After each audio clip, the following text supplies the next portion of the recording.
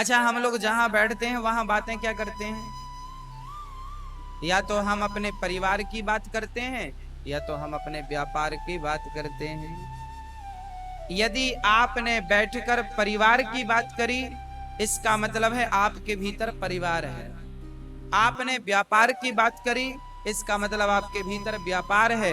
और आपने प्रभु से प्यार की बात करी तो आपके भीतर प्रभु प्यार है। अब आप ही निर्णय लीजिए कि आपके भीतर क्या, आपने स्थान किसे दे रखा है? हाँ, हमारे पास आंख दो है, कान दो हैं, हाथ दो हैं, पांव दो हैं, दिल एक है। भगवान ने सारी चीजें दो दो दे रखी हैं। चाहते तो दिल भी दो दे देते। एक लेफ्ट में दे रखा है, राइट में और दे देते, क्या घट जाता? उनके पास तो कमी भी नहीं थी। उन्होंने हमें दिल एक ही क्यों दिया है? इसके पीछे का कारण जानती हो मेरी माँ? कारण क्या है मैया जी? इसके पीछे का कारण मात्र इतना है कि दो आंख हमें मिली हैं, वो किस लिए? भगवान कहते हैं कि एक आंख से तुम संसार को देखना, पर दूसरी आंख सदा मेरे लिए रिजर्व रखना। अर्थात दूसरी आंख भगवान को देखने के लिए। एक आंख,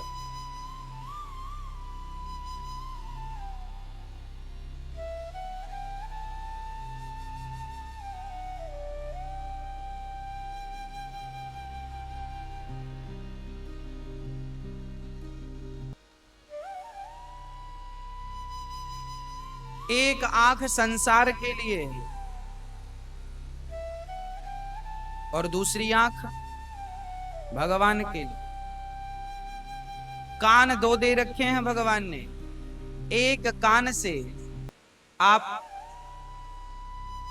संसार की बातें सुनो, पर दूसरे कान को सदा भगवान की कथा के लिए रिजर्व रखिएगा।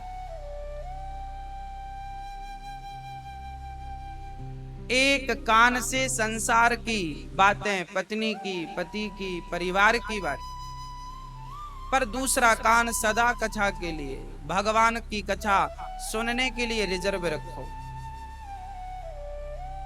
एक पांव से व्यापार के लिए, परिवार के लिए चलो, पर दूसरा पांव कथा के लिए, कीर्तन के लिए, चारों धाम की यात्रा के लिए रिजर्व रखो। अच्छा, सारी चीज तो हम सिस्टमेटिक कर लेंगे। एक आंख भगवान को, एक परिवार को, एक कान संसार को, एक भगवान को, एक पांव संसार को। अब ये बताओ कि दिल एक है, वो किसे देंगे आप? भाई बाकी तो दो दो थे तो आपने बांट दिया। अब बताइए दिल किसे देंगे? दिल तो एक ही है, दो तो है नहीं, भगवान ने एक ही दे रखा। अब दिल किसे देंगे ये बताओ? हाँ मैया जी, दिल किसे देंगे? किसे देंगे दिल मेरी माँ? यदि अच्छा देंगे छोड़ दो, ये बताओ दिल किसे दे रखा है? किसे दे रखा?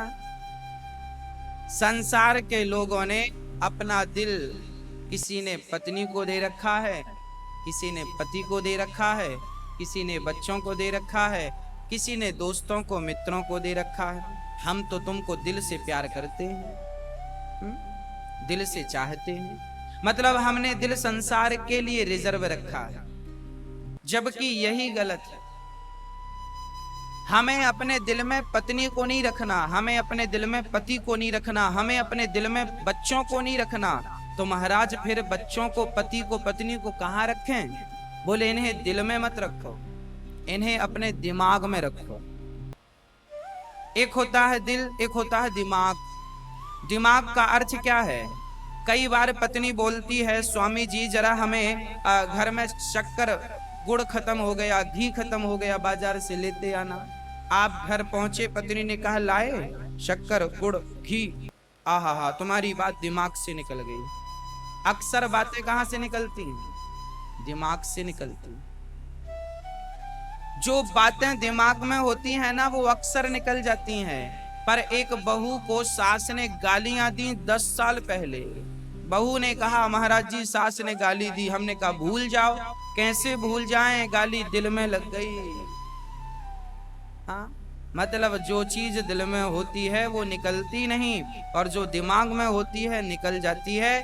तो आपको क्या करना है? बोले बिहारी जी को दिल में बसाओ ताकि वो कभी ना निकलें, और घर परिवार व्यापार को दिमाग में रखो ताकि मरने के पहले सब डिलीट हो जाए और आपका मोक्ष प्रशस्त हो जाए, आपका कल्याण हो जाए। क्योंकि कल्याण में कहीं ये बाधा ना बन जाए परिवार। भरत जी का मन मृग में लग गया था, जड़ भरत जी पिछले जन्म में। एक मृगी पानी में डूब रही थी, उसका बच्चा पानी में ही पैदा हो गया, बह रहा था, भरत जी ने बचा लिया, कुटिया पे ले आए। बचाना और कुटिया पे लाना गलत नहीं था, भरत जी ने उस मृग के बच्चे से प्रेम कर लिया। मेरा मृग मेरा मृग, उसी को देखते उसी को खिलाते। कई साल बीत गए, जब मरने लगे तो सोचने लगे मेरे बाद मृग का क्या होगा, और मृग मृग सोचते सोचते मृग मृग जपते जपते उनके प्राण निकल गए। क्या हुआ? भारत जैसे संत को खुद मृग बन के आना पड़ा। अंते यामति सागति, आपकी मति जैसी होगी गति वैसी बनेगी। इसलिए मरते समय जरा सावधान हो जाइएगा, सावधान, बिल्कुल सावधान। तो आपको वही निवेदन कर रहा हूं कि आप भी अपने हृदय को साफ कर लीजिए और उस पावन से हृदय में भगवान को बिठा लीजिएगा। वसुदेव जी महाराज भगवान को लेकर चले, पांव की बेड़ियां हथकड़ियां अपने आप खुलने लग गई। आपके भीतर क्या है? आप किसे लेकर चल रहे हैं? आज के बाद आप पत्नी को, परिवार को कहां रखेंगे मैया जी? कहां रखेंगे? दिमाग में। और बिहारी जी को दिल में। जब बिहारी जी को दिल में रखेंगे ना, तो फिर बिहारी जी का नाम जपना नहीं पड़ेगा, क्योंकि आपने जिनको दिल में रखा है उनका नाम आप जपते नहीं हैं। एक उदाहरण से समझाता हूं। अच्छा ये बताओ, आप अपने बेटे का नाम क्या जपते हैं? माला लेकर नहीं जपते, फिर भी उसकी याद आती है कि नहीं? आपका बेटा आपसे पढ़ने के लिए, आपका बेटा पढ़ने के लिए अमेरिका चला गया, माना कि आपका बेटा पढ़ने के लिए अमेरिका चला गया। अब आपको बताओ बेटे की याद कितने बजे से कितने बजे तक आएगी? क्या उसका कोई समय निश्चित है कि सवेरे 5:30 से 6 तक ही याद आएगी? जैसे हम लोगों ने पूजा का समय फिक्स कर रखा है, 7 बजे से 8 बजे तक पूजा करेंगे। आपका बेटा जब परदेश में होता है ना, तो माँ भोजन बनाती है तो बेटे की याद आती है, खाती है तो बेटे की याद आती है, सोती है तो बेटे की याद आती है। अरे और की क्या कहें, पड़ोसन के घर जाती है तो चर्चा किसकी करती है?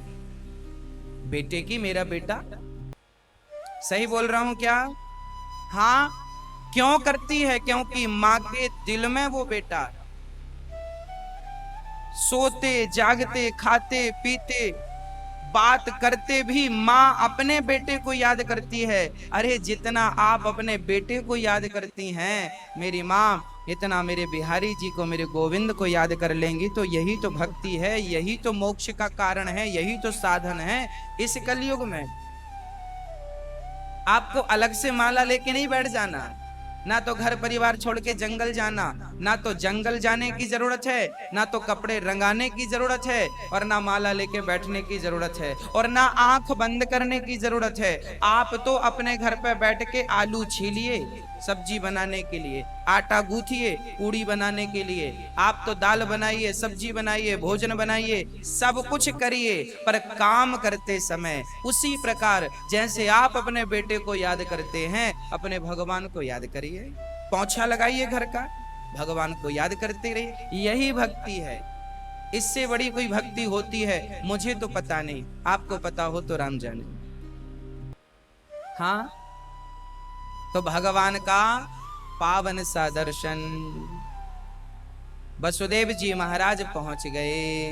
कहां? जब चले तो जेल के ताले। जो भगवान को लेकर चलेगा संसार के बंधन में वो कभी बंध नहीं सकता, याद रखिएगा।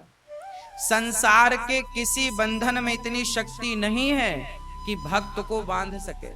ना तो आपको काम बांध पाएगा, ना तो आपको क्रोध बांध पाएगा, ना तो आपको लोभ बांध पाएगा, ना तो आपको अहंकार बांध पाएगा। बंधन क्या है?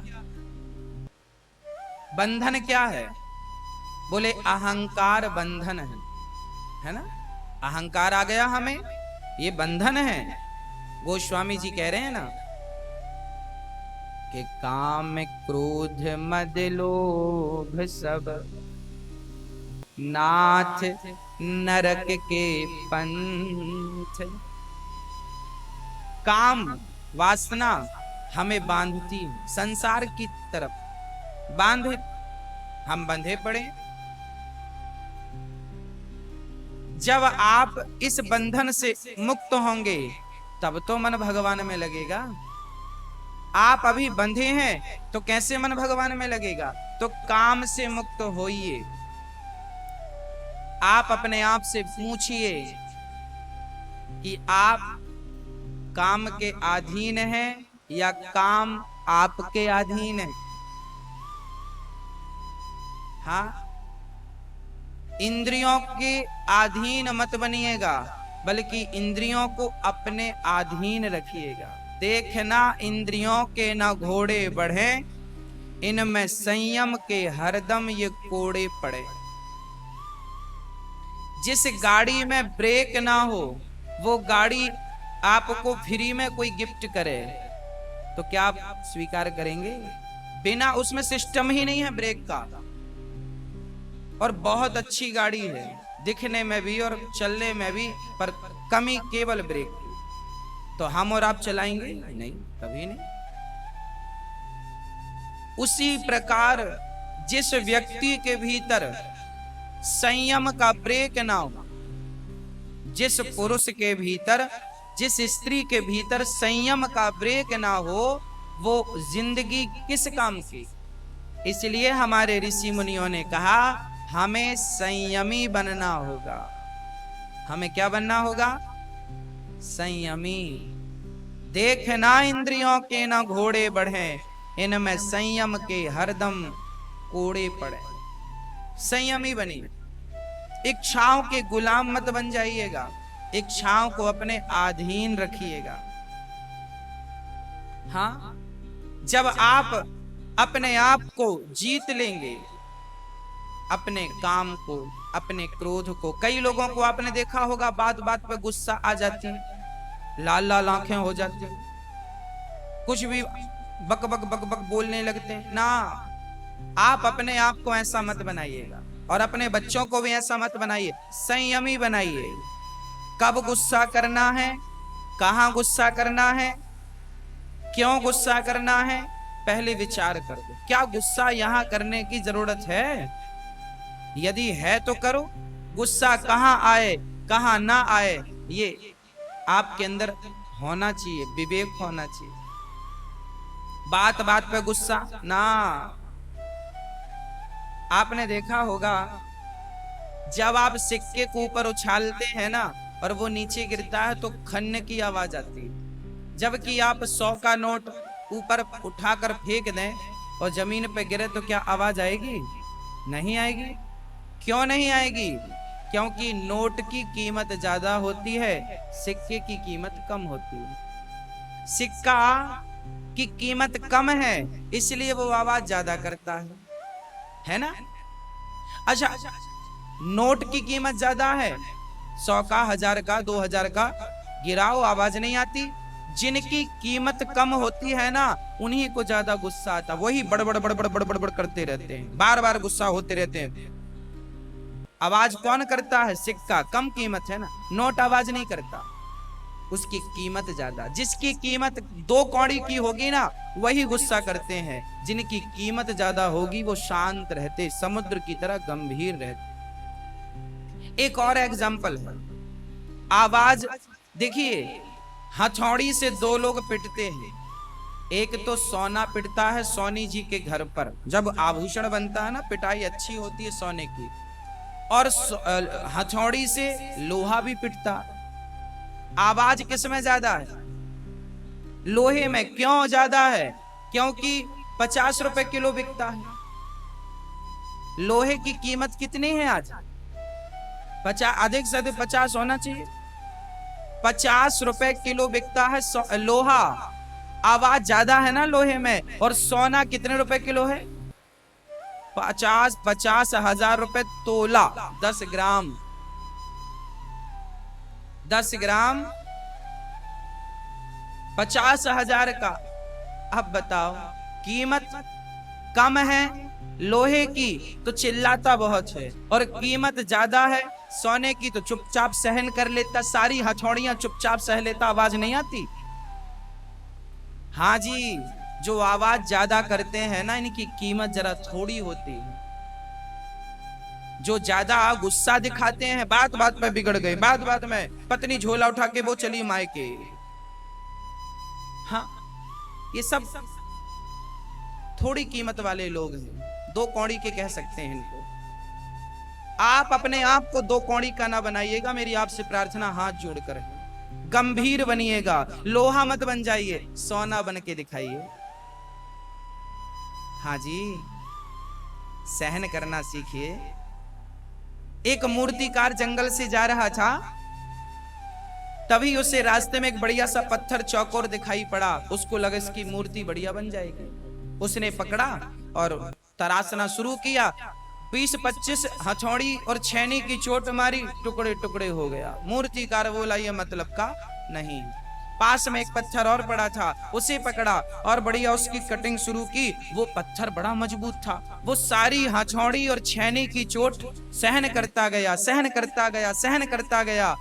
इतनी बढ़िया मूर्ति बन गई, इतनी बढ़िया मूर्ति बन गई कि मूर्तिकार ने मूर्ति को वहीं छोड़ के आगे चले। आगे गांव में कुछ लोगों ने मंदिर बना रखा था और मूर्ति लेने जा रहे थे। तभी इन्होंने कहा साहब मैंने मूर्ति बना दी है, फलानी जगह पड़ी है, चलो देख लो। गांव के लोगों ने देखा, बड़ी पसंद आई। आहा, लोगों ने ले जाकर प्रतिष्ठा कराई। अब लोग दूध दही घी चढ़ा रहे हैं, आरती उतार रहे हैं। और एक वो पत्थर जिसको मूर्ति बनाने फर्स्ट में उठाए थे, जो टूट गया था, उसको मंदिर के बाहर गाड़ दिया नारियल तोड़ने के लिए। एक पत्थर पर नारियल तोड़ा जाता है और एक पत्थर को प्रणाम किया जाता है, आरती उतारी जाती। एक दिन मूर्ति से उस नारियल तोड़ने वाले पत्थर ने कहा, जिस पर नारियल तोड़ते हैं, उस पत्थर ने कहा यार तू भी पत्थर है, मैं भी पत्थर हूँ, तुझे लोग प्रणाम करते हैं और मेरे ऊपर नारियल तोड़कर चले जाते हैं, ऐसा क्यों? तब कहा उस पत्थर ने कि देख मेरे दोस्त, तू भी पत्थर था, मैं भी पत्थर हूँ, पर फर्क इतना है कि जब किसी मूर्तिकार ने तुझे मूर्ति बनाने के लिए उठाया था तो तू चोट खाकर टूट गया था, और मैं उस मूर्तिकार की सारी चोट सहता गया, सहता गया, सहता गया, आज भगवान बन करके बैठा हूँ। जो पत्थर चोट खाकर टूट गया वो कंकड़ बन गया, और जो पत्थर चोट सह गया वो शंकर बन गया। जो सहन करता है उसकी जय जयकार होती है, वो महान बनता है। कई बार हमारी माताएं कहती हैं गुरुजी कब तक सहें? जब तक सांस है तब तक सहो, है ना? सहन तो करना ही पड़ता है, मान अपमान सब सहन करना पड़ता है, सब कुछ सहते हुए आगे बढ़ना पड़ता है। अरे हमारे और आपकी गिनती क्या है? सहन तो माता सीता को भी करना पड़ा, करना पड़ा कि नहीं? सीता माता को क्या सहन करना पड़ा? 14 साल का वनवास। उसके बाद जब वो उनके सुख के दिन आए तो अवध के लोगों का विरोध भी तो सहन करना पड़ा, है ना? ये कैसी सीता मां है? लोग कह रहे हैं रावण के पास रहकर आई हैं। सीता माता के चरित्र पर लोगों ने उंगलियां उठा दी। वाह, दुनिया वालों का क्या दस्तूर है। ये दुनिया वाले तो सीता माता को नहीं छोड़ते। मीराबाई को नहीं छोड़ते। तो हमें और आपको कोई छोड़ेगा ऐसी उम्मीद नहीं करनी चाहिए। इसलिए आगे बढ़ते चलो और सहन करते चलो। हाथी चला बाजार, कुत्ते लगे हजार। आप अपने आप को आगे बढ़ाइए, पलट कर पीछे मत देखिए। पीछे लोग क्या कह रहे हैं, क्या कर रहे हैं, ध्यान बिल्कुल मत दीजिए। चलते चलिए, चलते चलिए, चलते चलिए। आप जैसे ही आगे बढ़ेंगे कल्याण होगा। आज पूरे ब्रज में आज नंदोत्सव मनाया गया। अच्छा, पूतना दिखने में बहुत अच्छी नहीं थी, एकदम काली, बाल तो चिड़िया का घोंसला और बड़ी बड़ी आंखें और बड़े बड़े दांत, डरावनी राक्षसी ही तो थी। पर उसने अपना रूप बढ़िया कर लिया, सुंदर बन ठन कर सज धज करके चल पड़ी कृष्ण को मारने के लिए। हाँ, कृष्ण को मारने के लिए गई। जब मारने के लिए पहुंची तो रूप बदल कर गई,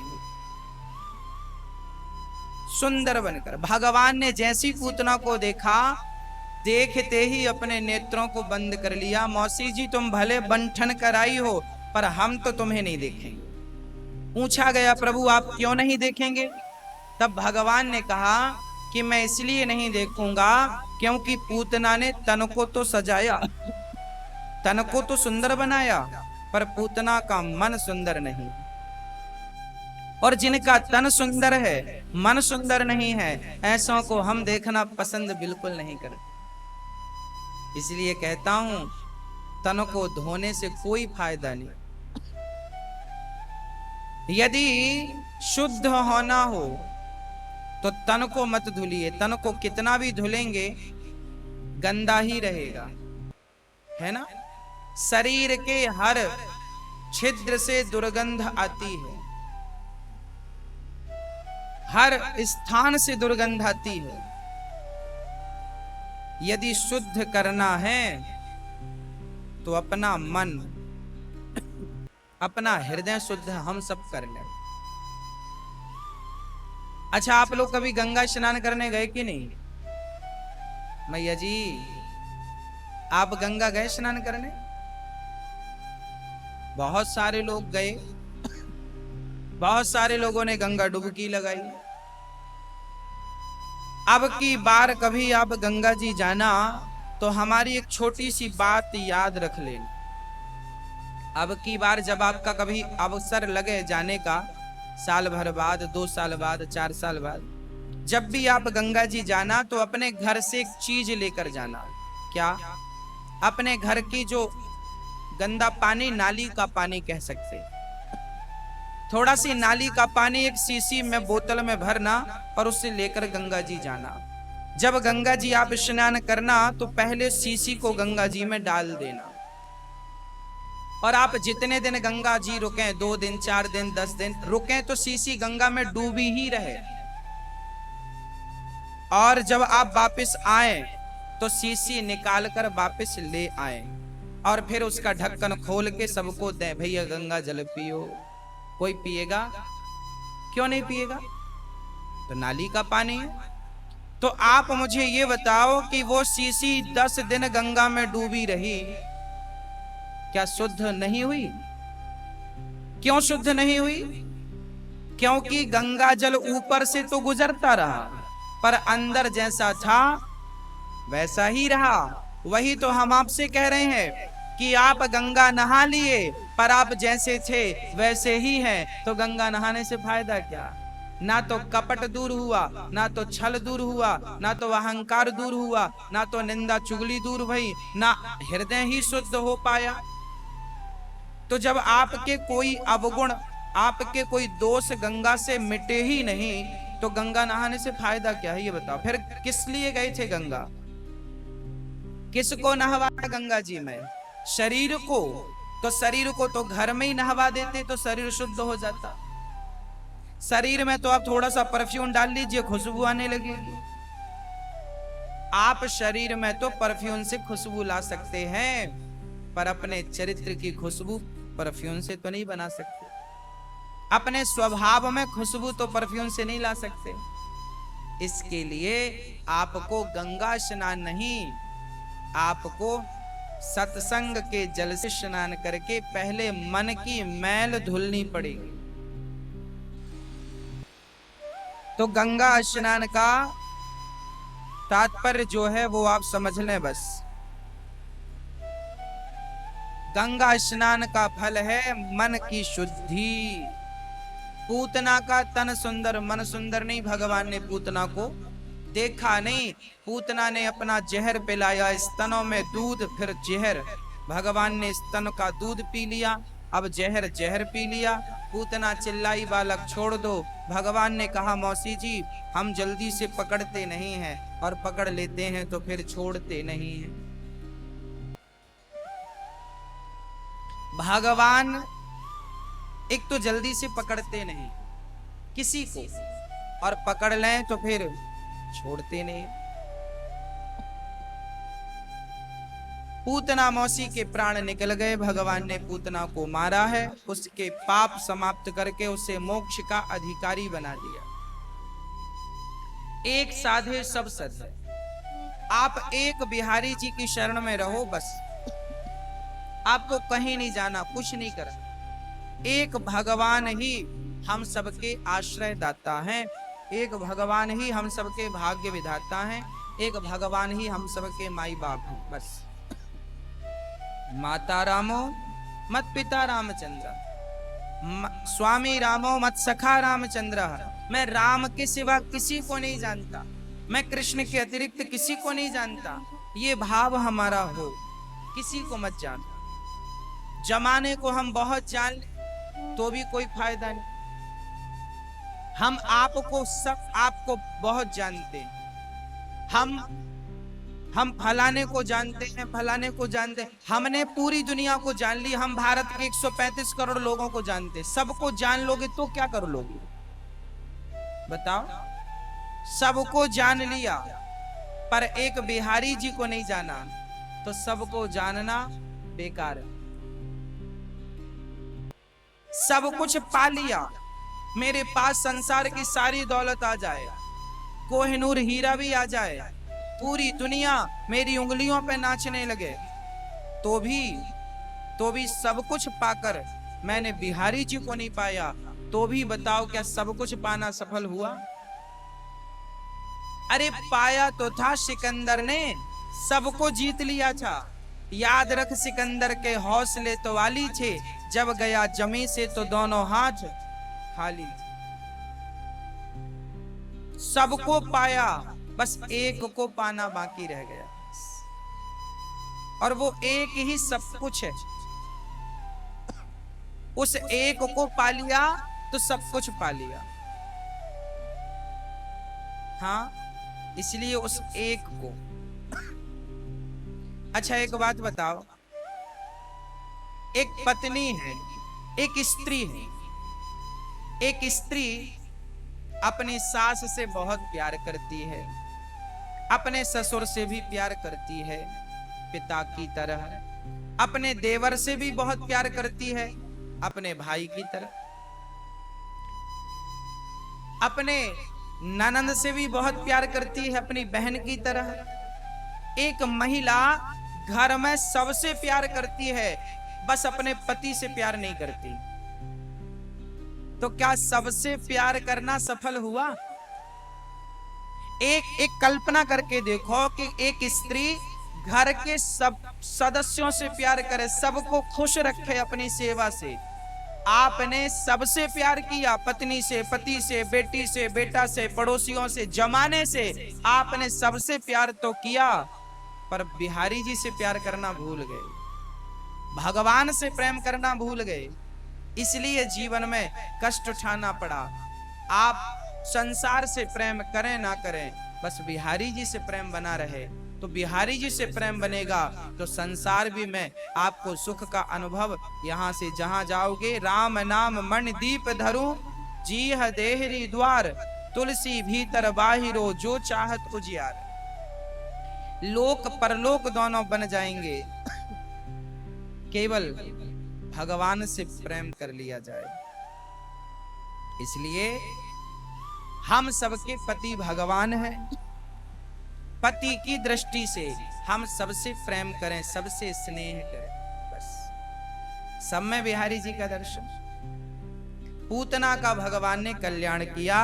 एक दिन भगवान ने करवट बदली तो मां यशोदा ने उत्सव रखा, सारे ब्राह्मणों को भोजन कराया और सबको उचित दान दक्षिणा दी। आपके घर में आप लोग भी अपने घर पे दान पुण्य करते रहा करो।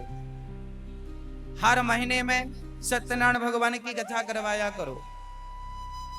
सत्यनारायण भगवान की कथा करवाने से क्या होगा? 4 फायदे हैं सत्यनारायण भगवान की कथा करवाने से, वो सारे फायदे मैं बोलता हूं। पहला फायदा, सत्यनारायण भगवान की जब कथा की तैयारी आप करेंगे तो इसी बहाने आपके घर की साफ सफाई हो जाएगी, है ना। फायदा नंबर दूसरा, जब आप सत्यनारायण भगवान की कथा करवाएंगे तो आपके घर में आपके रिश्तेदार पड़ोसी आएंगे। इसी बहाने आपके घर में एक छोटा सा भंडारा हो जाएगा, सबके मुंह पे आपके घर का अन्न चला जाएगा। आपके रिश्तेदार खा लेंगे, कुछ बच्चे खा लेंगे, तो अन्न खिलाने का पुण्य मिलेगा। दूसरा, आपके घर जब कथा होगी तो भले थोड़ा ही सही पर थोड़ा सा कीर्तन होगा। पंडित जी कीर्तन कराते हैं, श्रीमन नारायण बोलो बोलो सत्यनारायण भगवान की जय। आपके घर में जयकारा, कीर्तन करने से वातावरण शुद्ध हो जाएगा। दूसरा, घर में ब्राह्मण का आगमन हो जाएगा। जब घर में ब्राह्मण के चरण पड़ेंगे तो उसके चरण पड़ते घर में शुद्धि होगी। अतिथियों के चरण पड़ेंगे, घर शुद्ध होगा। और सबसे बड़ी बात, इसी बहाने सत्यनारायण भगवान की कथा के बहाने आपके घर पे एक छोटा सा हवन हो जाएगा। आखिरी में हवन होता है ना, पंडित जी हवन कराते हैं। जब हवन होता है, हमने देखा जब हम बहुत छोटे थे ना, तब हमारी माँ जहाँ गाय बंधती थी वहां धुआं करती थी। नीम की पत्ती डालकर, भूसा डालकर धुआं करने से क्या होता है? मच्छर भाग जाते। सही है ना। धुआं क्यों होता है? मच्छर भगाने के। नीम का धुआं कर दो, मच्छर भाग जाते। जैसे धुआं करने से मच्छर भाग जाते हैं, ऐसे जब आप अपने घर पे हवन करते हैं और हवन का जो धुआं घर पे फैलता है निकलकर, उस धुएं से आपके घर में छिपे सारे पाप और कलयुग आपके घर से भाग जाता है और घर की अशांति समाप्त होकर घर में शांति का वातावरण बनता है। इसलिए हमें चाहिए कि हर अमावस्या, हर पूर्णिमा, नहीं तो महीने में एक बार, नहीं तो साल में एक बार जरूर सत्यनारायण भगवान की कथा रखनी चाहिए। पंजीरी का प्रसाद बांटना चाहिए, पड़ोसियों को बुलाना चाहिए, बच्चों को बुलाना चाहिए, पेट भर भर के भोजन कराना चाहिए, बड़ा पुण्य मिलेगा। भोजन कराना इस कलयुग में, अन्न दान करना इस कलयुग में सबसे बड़ा पुण्य है। जब लक्ष्मण जी सीता माता को कुटिया पर छोड़ के गए, मृग बन के आया मारीच, राम जी मृग के पीछे गए। मारीच ने चिल्लाया, हाँ लक्ष्मण। सीता माता को लगा राम खतरे में है, तो सीता जी ने लक्ष्मण जी से कहा, लक्ष्मण जाओ और राम की सहायता करो। लक्ष्मण जी ने कहा, माँ राम को किसी की सहायता की जरूरत नहीं, वो भगवान है। लक्ष्मण बोली, तुम चूड़ी पहन लो, यहीं बैठो। सीता जी बोली, तुम मत जाओ, मैं जा रही हूं, मेरे तो पति हैं। लक्ष्मण जी सोचे कि माता जी नाराज हो। तब लक्ष्मण जी ने जाने के पहले एक लक्ष्मण रेखा खींची थी, माँ आप इसके भीतर ही रहना, बाहर मत जाना। ठीक है, लक्ष्मण जी चले गए। बाद में रावण आया। रावण क्या बनकर आया? साधु। रावण साधु बनकर आया और क्या मांगता है? सीता से मांगा क्या? क्या मांगा? खाने को भोजन मांगा। क्या मांगा? भोजन। रावण जानता था कि मैं भोजन मांगूंगा तो ये रघुकुल की बहू है, ये किसी को भूखा जाने नहीं देगी। वाह! रावण बोला, मैं रेखा के भीतर नहीं आऊंगा, तुम बाहर आओ। सीता जी, अच्छा क्या सीता जी जानती नहीं थी कि ये रावण है? वो जगदम्बा थी, वो माँ है, कोई साधारण महिला थोड़ी है हमारे आपके जैसे। वो जानती थी कि ये रावण है, फिर लक्ष्मण रेखा पार करके क्यों गई? क्योंकि माँ को पता था कि यदि मैंने अतिथि को भोजन नहीं कराया तो रघुकुल में आज तक कोई अतिथि भूखा नहीं गया। यदि मैंने इसे भोजन नहीं कराया भूखा चला जाएगा। तो किसी ने कहा कि वो तो रावण है, तुम्हें उठा कर ले जाएगा। सीता माँ ने कहा कोई बात नहीं, यदि मैं अपने अतिथि को भूखा नहीं जाने देती, यदि मैं धर्म की रक्षा करती हूँ तो धर्म भी मेरी रक्षा करेगा, मुझे फिक्र नहीं है, मैं अपने कर्तव्य का पालन करूं बस। सीता माँ ने भोजन दिया, रावण ने उठाया। परिणाम क्या हुआ? परिणाम यह हुआ कि सीता माता ने अपना धर्म नहीं छोड़ा तो रावण भी मरा और सीता को राम भी मिले, है ना। धर्मो रक्षति रक्षिता। कोशिश करिए कि आप ज्यादा से ज्यादा लोगों को भोजन कराएं, पेट भर के दें। पर विडंबना आज कलयुग की ये है कि आज खुद की मां भी भूखी बैठी, खुद की मां भी प्यासी बैठी, उसे देने वाला कोई नहीं है। आज लोग कमाइयों में, पैसे कमाने में इतने व्यस्त हो गए कि अपनी संस्कृति का ख्याल ही नहीं। आप अपने घर पे अनुष्ठान करें, अपने बच्चों में यही संस्कार डालें। आज आप, मैं बता दूं, मैं कई बार किसी बच्चे को देखता हूं तो बच्चों को ना भोजन परोसना भी नहीं आता। वो बाएं हाथ से परोसते हैं, बाएं हाथ से, इस हाथ से रोटी दे देते हैं, बाएं हाथ से रोटी दे देते हैं, बाएं हाथ से दाल परोस ना।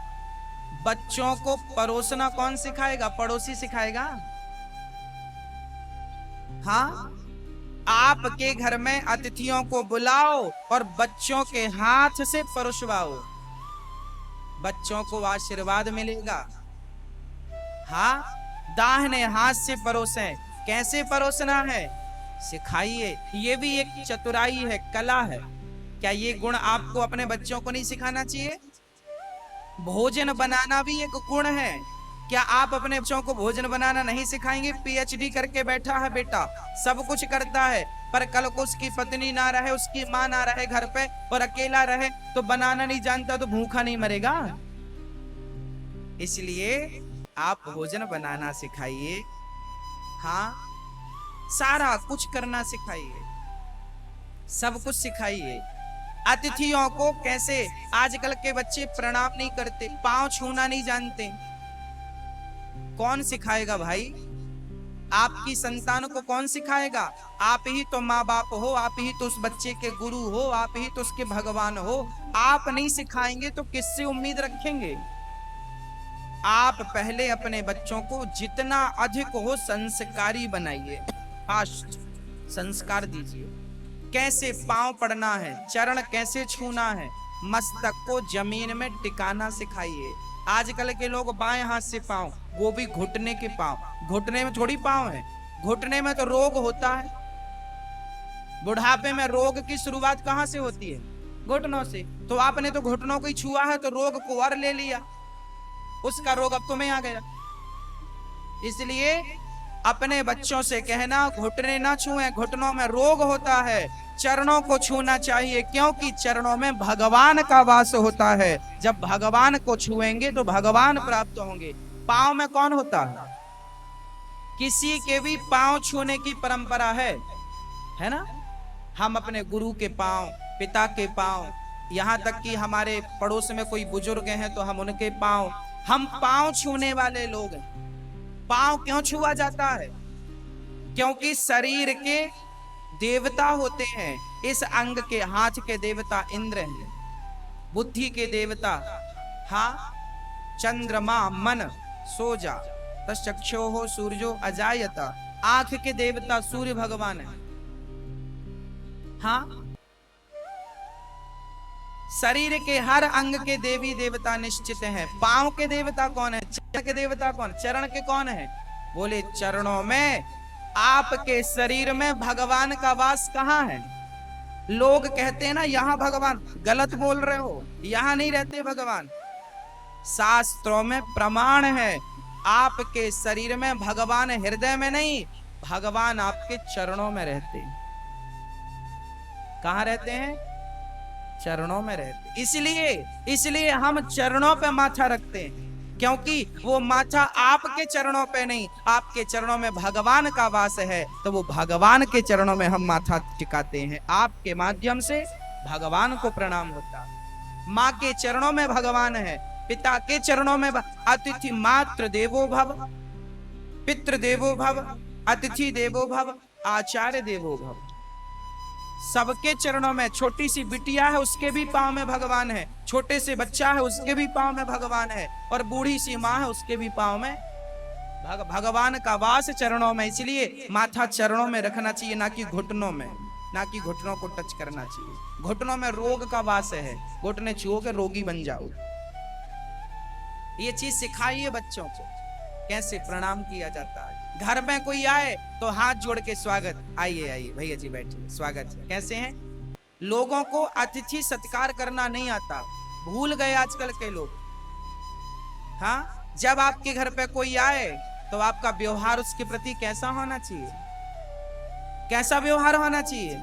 जब आपके कोई घर आए तो आपके घर पे जब कोई आया अतिथि, तो आप स्वयं उसे लेने द्वार पे जाइए, द्वार पे जाइए। अच्छा आप आए, आइए आइए, स्वागत है आपके साथ। होंठों पे क्या होना चाहिए? अब आ गए, आओ। उसको लगेगा भगवान हमने कौन सा पाप कर दिया। व्यवहार कुशल होना चाहिए। आपके घर कोई आया, मुंह बना के खड़ा, हाँ कब आए तो बता नहीं सकते थे, फोन लगा देते, हम रेडी कर लेते, फैला पड़ा है पूरा घर। आजकल की ये व्यवहार कुशलता, ये गलत है। सही क्या है? कोई आपके अतिथि घर पे आवे, बुआ जी आए, मौसी जी आए, पड़ोसी आए, कोई भी आए, आइए आइए, कैसे हैं आप? रास्ते पे बातचीत शुरू कर लीजिए, कैसे हैं आप, ठीक है? मुस्कुरा, स्माइल, उसको लगेगा हमारे आने से प्रसन्नता। तुम भले अंदर गाली दो चलेगा, पर स्माइल स्माइल, आइए आइए, स्वागत स्वागत, बैठिए, बिठाइए। बिना पूछे जल दीजिए। आप अतिथि से ये मत पूछिए साहब जल लेंगे, काहे नहीं लेंगे भैया, पूछना क्या है इसमें? अतिथि से पानी के लिए पूछा नहीं जाता, डायरेक्ट पानी दिया जाता है, लीजिए पानी। उसके बाद फिर वो बताएंगे, फिर कहिए आप चाय लेंगे, कॉफी लेंगे। और आप अतिथि से जरूर पूछिए भोजन करेंगे, क्या लेंगे आप, प्रसन्न चित्त से, प्रसन्नता से बैठिए, बातचीत करिए। ये सब करने के बाद फिर पूछिए, बताइए आपके आगमन का कारण क्या है। अब पॉइंट पे आइए, मुस्कुराते हुए, स्माइल के साथ आपके आगमन का कारण क्या। ये आपके व्यवहार कुशलता, ये शिष्टाचार हमने पढ़ा है, ये हमारे वेद पुराणों में लिखा है। हाँ आइए, अब बताइए, फिर वो बताएंगे। आपके व्यवहार से उनका आधा दुख तो यूं ही चला जाएगा, कोई दुखी आदमी होगा। और जब वो जाने लगे तो ये जरूर कहिए फिर आइएगा। क्या बोलिएगा? जब वो आपके घर से जाने लगे तो बोलिए फिर आइएगा। कब आएंगे? हम कब आपका स्वागत कर पाएंगे? वो बहुत वाह, आपने इतना कह के उसे दौलत दे दी, वो 10 को बताएगा साहब फलाने आदमी के घर गए थे, बहुत स्वागत किया। और उसे छोड़ने भी द्वार तक जाइए, उसे छोड़ने द्वार तक, अपने घर के द्वार तक। जब तक वो गाड़ी से आया है, 4 व्हीलर से आया है, साइकिल से आया है, पैदल आया आप। अब कई बार क्या होता है, आदमी गया नहीं कि दरवाजा धम्म से बंद कर लेता है आदमी, ये गलत है। वो अभी बाहर निकला नहीं, तुमने दरवाजा उसके मुंह पर टिका दिया, ले वो समझेगा जरूर हमारे आने से कष्ट हुआ। आपके घर पे अतिथि आया, फिर वो जा रहा है आपके द्वार के सामने, जूता पहन रहा, वो जूता पहन नहीं पाया, दरवाजा धम्म से बंद कर दिया। गलत है कि नहीं? गलत है।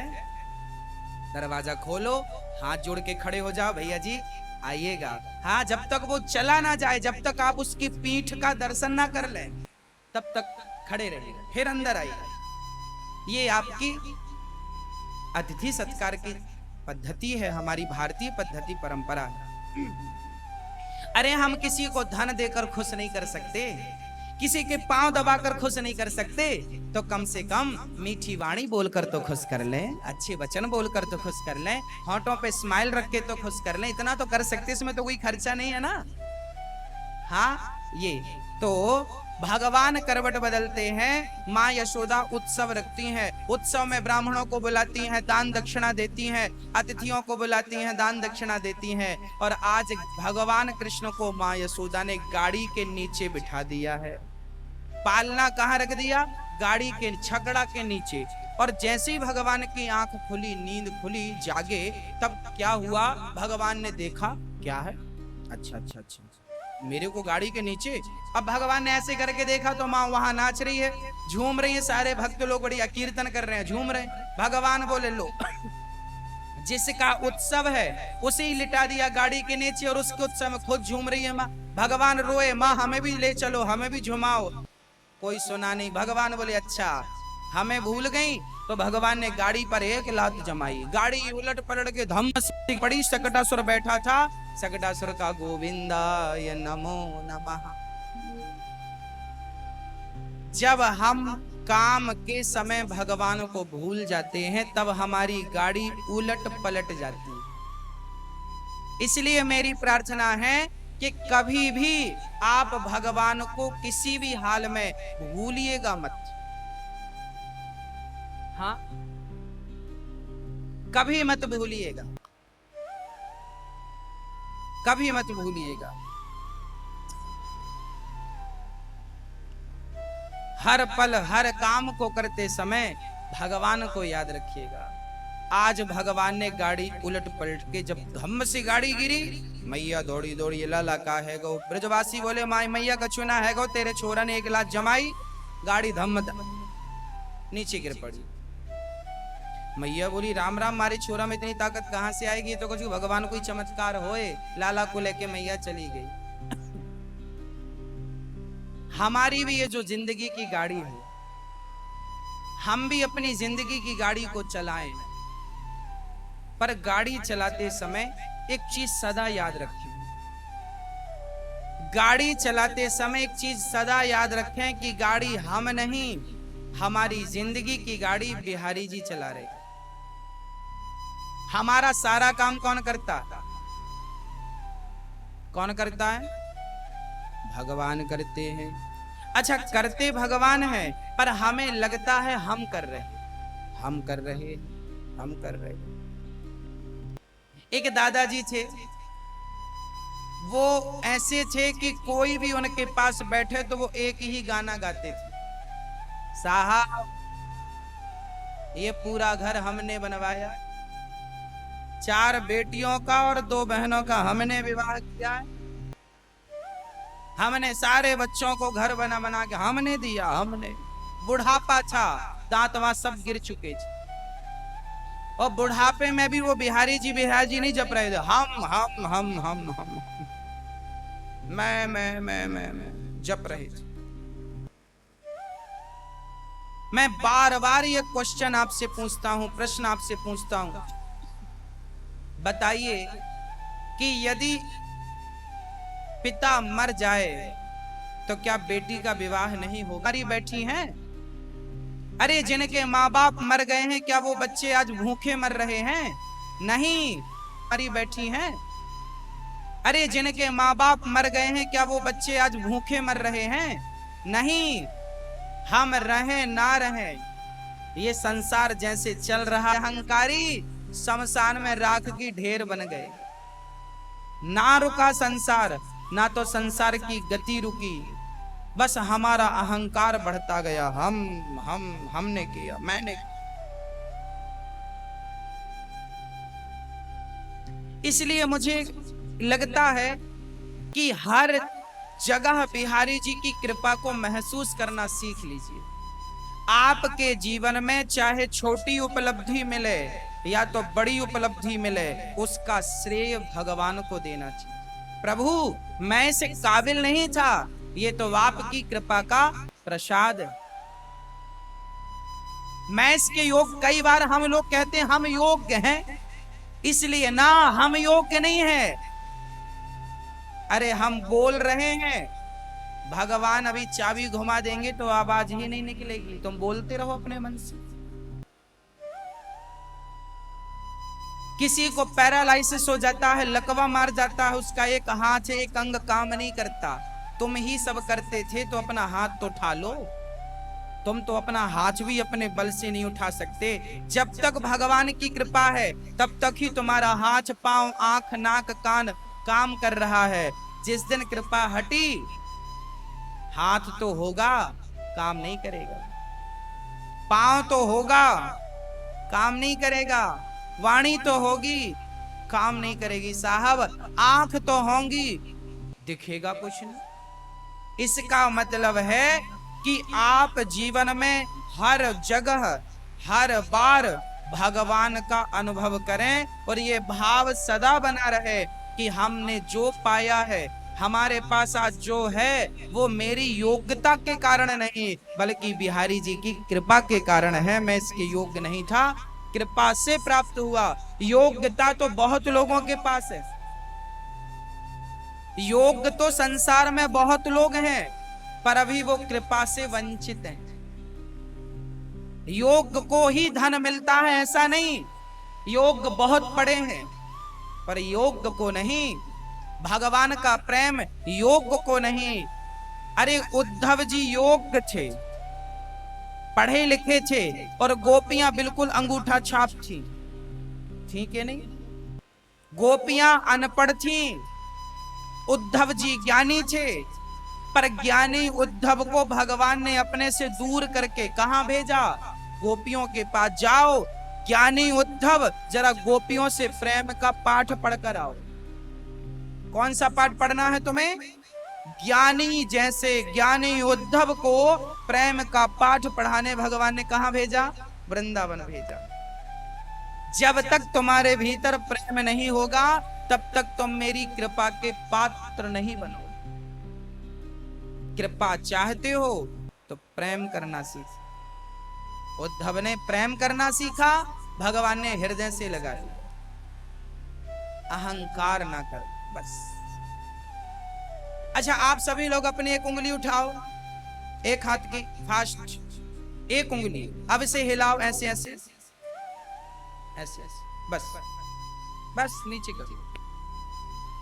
अब मुझे बताओ कि ये जो उंगली आपने हिलाई, ये किसके बल से हिलाई?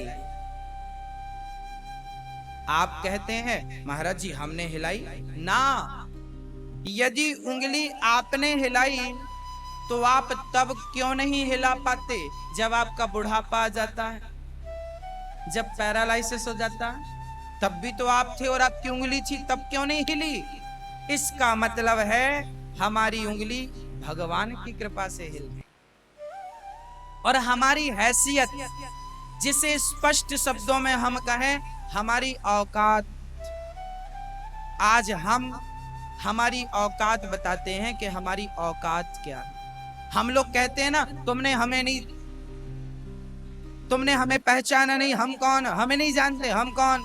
हाँ साहब, आज हम आपको आपकी औकात बताते हैं। आपकी औकात क्या है? हमारी औकात ये है कि जब हम मरेंगे, 4 लोग उठाएंगे और लकड़ियों पर रख के जला देंगे। आज हम अनिरुद्धाचार्य हैं, कल हम मुट्ठी भर राख बन जाएंगे, और हमारी राख मात्र 25 रुपए के घड़े में आ जाएगी। हमने घड़े का रेट भी पूछ रखा, 25 रुपए का। और फिर 25 रुपए के घड़े में हमारी राख भर दी जाएगी। लोग कहेंगे अस्थियां जा रही हैं। तो हमारी औकात क्या है? हमारी औकात यही है कि हम एक दिन राख बन जाएंगे और 25 रुपए के घड़े में पूरा का पूरा शरीर समा जाएगा। यही हमारी औकात है कि तुम्हें मुट्ठी भर राख जब बनोगे, कोई फूंक मारेगा, उड़ाएगा, उड़ जाओगे। बड़ी बड़ी डींगे मारते थे, बड़ी मुझे नहीं जाना, मैं ये मैं वो। मुट्ठी भर राख से ज्यादा किसी की कोई हैसियत, कोई औकात नहीं है। बातें भले कोई कितनी बड़ी कर जाए, रियल सच्चाई है कि मैं राख हूं बस। आज ना सही कल राख ही तो बनूंगा। हाँ, इसलिए आपसे प्रार्थना हाथ जोड़ के है, ज्यादा बड़ी बड़ी बातें ना किया करो। भगवान के चरणों की धूल मस्तक पे लगाया करो, और भक्तों के चरणों की धूल भी मस्तक पे लगाया करो, और माँ बाप के चरणों की धूल भी मस्तक पे सजाया करो। हाँ, यही इस जीवन की सार्थकता का सबसे बड़ा उद्देश्य लेकर हमने यहाँ जन्म लिया। हमारा जीवन तब सार्थक होगा जब हमारा ये सेवा का भाव जागेगा। इसलिए कहता हूं, सेवा ही है धर्म हमारा। हाँ, हमने तो सेवा को ही धर्म मान रखा है, सेवा को भक्ति मान रखा है, सेवा को सब बस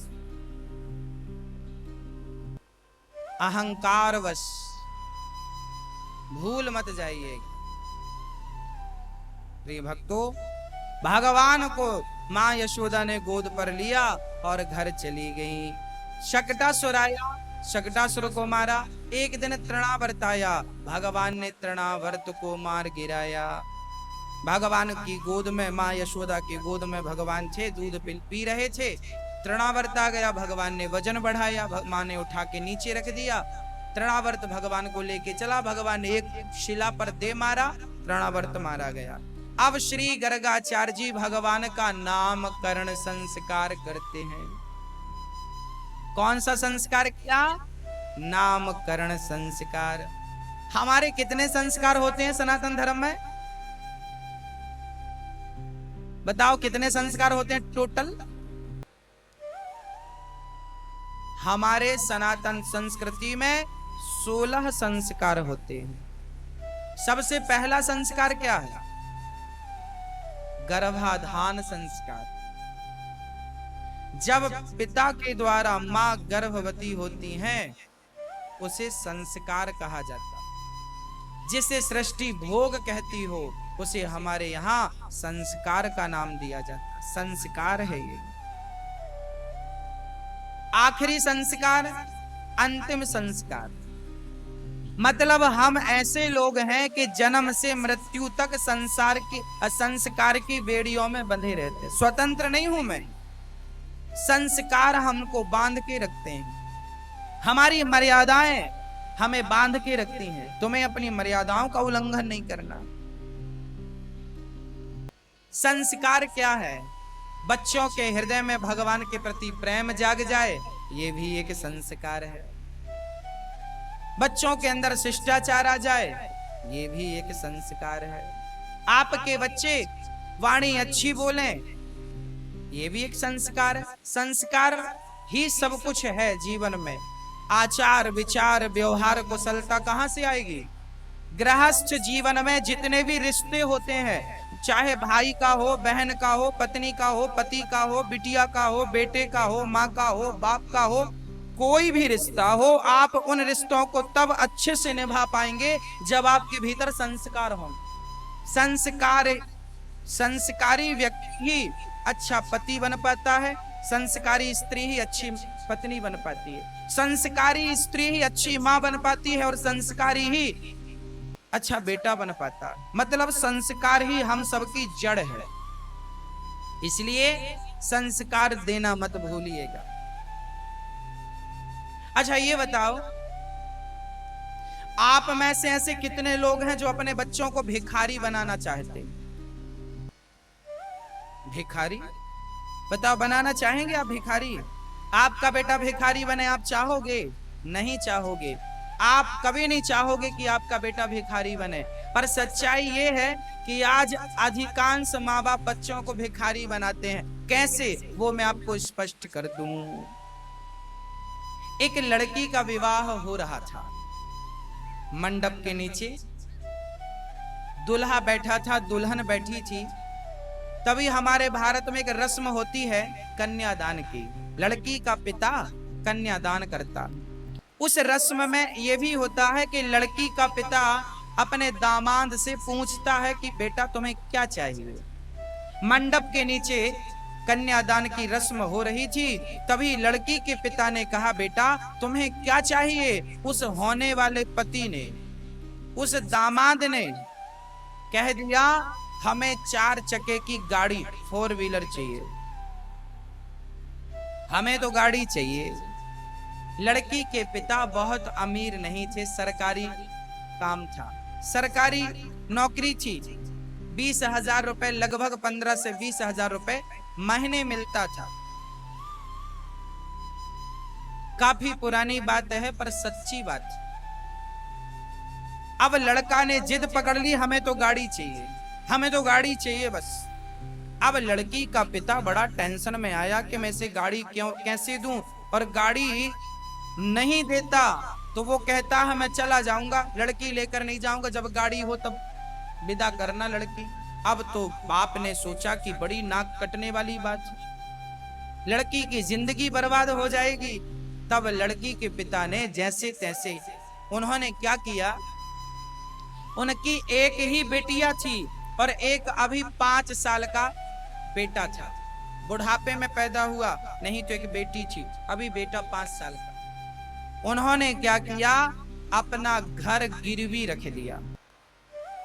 जब उन्होंने अपना घर गिरवी रखा तब उन्हें पैसे मिले और उस पैसे से 8 लाख की उन्होंने गाड़ी खरीदी और सवेरे चाबी दे दी, बेटा खुश रहो, बस बिटिया को खुश रखना।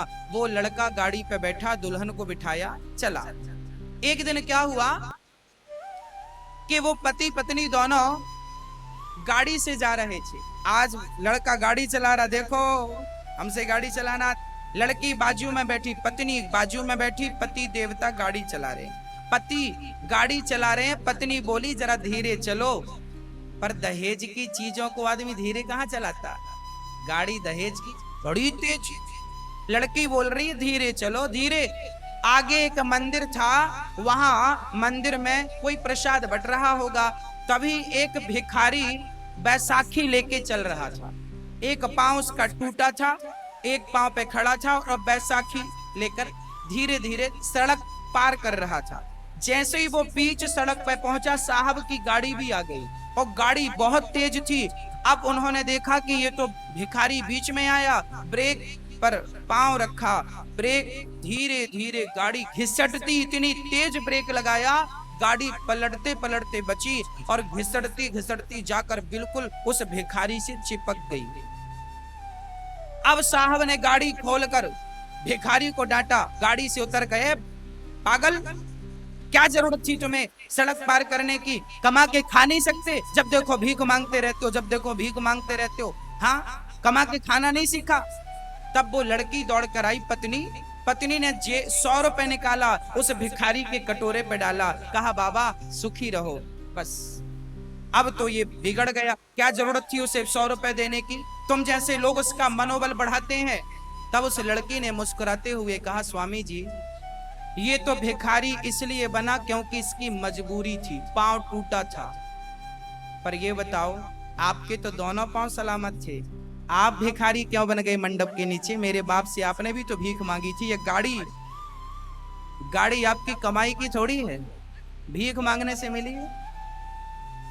हाँ याद रखना भक्तों, जो लोग मंदिर के सामने मांगते हैं उन्हें भिखारी कहते हैं, पर जो दहेज की भीख मांगते हैं ना, इन्हें भिखारी नहीं, इन्हें भिखमंगा कहते हैं, इन्हें भिखमंगा कहा जाता है। और हम तो कहते हैं इन लोगों को अपने घर के बाहर लिख के रखना चाहिए, भिखमंगे का घर यही है, नेम प्लेट सजाकर। दहेज की भीख मांगने वाले आज भी इस युग में लड़की पर तेल डाल के इसलिए जला दिया जाता है क्योंकि तुम दहेज लेकर नहीं आई, जिंदा जला दिया जाता, जिंदा, कोई सुनवाई नहीं। सबूत के अभाव पर केस दब जाते हैं, और ऐसा घिनौना अपराध हमारी समाज में आज से नहीं सदियों से चल रहा। केवल दहेज की भूख इतनी है और आज तक हमारी पढ़ी लिखी समाज ने आज के 21वीं सदी पर भी किसी ने इस दहेज जैसी दीमक पर किसी ने विरोध दर्ज नहीं कराया। किसी को कोई आपत्ति नहीं। हाँ, मेरी प्रार्थना आपसे है कि आप दहेज ना दें ना तो लें। और मैं आपके बेटों से कहूंगा और आपसे कहूंगा कि आप अपने बच्चों को इतना योग्य बनाएं, इतना योग्य बनाएं कि उन्हें किसी के सामने हाथ फैलाने की जरूरत ना पड़े। इतना योग्य बनाइएगा कि उन्हें दहेज की भीख मांगने की जरूरत ना पड़े। दामाद ढूंढिएगा जो भिखमंगा ना हो। नहीं तो आजकल आप लोग अपनी बेटी भिखमंगों के हाथ सौंप देते हैं। इतना बड़ा मुंह फाड़ते हैं, हमें 10 लाख चाहिए, 10 लाख चाहिए। जो जितना बड़ा आदमी होता है उतना बड़ा मुंह फाड़ता है। जिसके पास जितना पैसा होता है उतना धन और चाहिए। पता नहीं क्या करेगा, मरेगा तो कफन में बांध के ले जाएगा, क्या करेगा। क्यों चाहिए साहब, क्यों चाहिए? अपनी योग्यता अपनी काबिलियत से कमा लो ना। योग्य लड़की ले आओ, धन तो वैश्या भी कमा लेती है। धन को महत्व हम लोगों ने देना शुरू कर दिया, इसलिए हमारी संस्कृति भी समाप्त हो रही है, हमारे संस्कार भी समाप्त हो रहे। क्यों? क्योंकि हमने धन को महत्व देना शुरू कर दिया। ना तो माँ को महत्व, ना तो पिता को महत्व। आजकल बेटा अपने बाप पे हाथ छोड़ दे, पैसा जरा कम दिया बंटवारे में तो बेटे ने बाप पे हाथ उठा दिया। क्यों? पैसे के कारण इतना लालच बढ़ गया कि इंसान अपनी संस्कृति अपने संस्कारों से केवल पैसों के लिए गिरता जा रहा है, गिरता जा रहा। कौन रोकने वाला? कलयुग क्यों आ गया? कलयुग इसलिए आया, त्रेता में लोगों के अंदर लोभ नहीं था, द्वापर में लोगों के अंदर लोभ नहीं था। कलयुग में लोभ इतना आ गया कि लोभ ही कलयुग का दूसरा नाम है। जिसके भीतर लोभ है, चाहे वो बेटा हो, चाहे पिता हो, चाहे पत्नी हो, चाहे पति कोई हो, जिसके भीतर लोभ है वही कलयुग है, वही कलयुग का अवतार है, वही चलता फिरता कलयुग खुद है। इसलिए अपने भीतर के लोभ को जरा दबाइएगा, अपने संस्कारों को आगे बढ़ाइए, अपनी सभ्यता को आगे बढ़ाइए। लड़की का पिता इच्छा से जो दे दे सो ले लो, मांगो मत, मांगे से मरना भला, मत मांगो कोई भीख, और बिन मांगे मोती मिले, यह सतगुरु की सीख। मांगने से पहले मर जाना अच्छा है, पर दहेज की भीख मांगना अच्छा नहीं। भिखमंगों से जरा सावधान रहिएगा। हाँ जी, बचिएगा। जो पैसों का लालची है वो आपकी बेटी को भला क्या खुशियां दे पाएगा? अच्छा बताओ, पैसों से खुशियां मिलती हैं क्या? यदि पैसों से खुशियां मिलती तो पैसे वाले खुशियां कमा ले लेते। खुशियां पैसों में नहीं है, खुशियां प्रेम में होती हैं। इसलिए पति पत्नी में प्रेम हो, पिता पुत्र में प्रेम हो, एक घर में प्रेम का वातावरण हो, तब आपके घर में खुशियां होंगी। पैसे ना हो चलेगा, पर प्रेम के बिना नहीं चलेगा। तो संस्कार क्या है हमारे? यही संस्कार है कि हम अच्छी वाणी बोलें, अच्छा व्यवहार करें, बड़ों का सम्मान करें। प्रहलाद जी क्या करते थे? बड़ों के प्रति पितृवत व्यवहार रखते थे, बराबर वालों के प्रति मित्रवत व्यवहार रखते थे, और अपने से छोटों के साथ पुत्रवत व्यवहार रखते थे। ये हमारा संस्कार है। हमसे बड़े हैं तो पिता की तरह हम उनको प्यार करें, बराबर का है तो मित्र की तरह उनको रखें, और छोटा है तो बच्चे की तरह उससे स्नेह रखें। ये हमारा व्यवहार है। हमारी व्यवहारिया में जानी पहचानी जाती है भारत की व्यवहार कुशलता। अतिथि देवो भव केवल भारत में, स्त्री को मां, स्त्री को देवी केवल भारत में कहा जाता है। हाँ,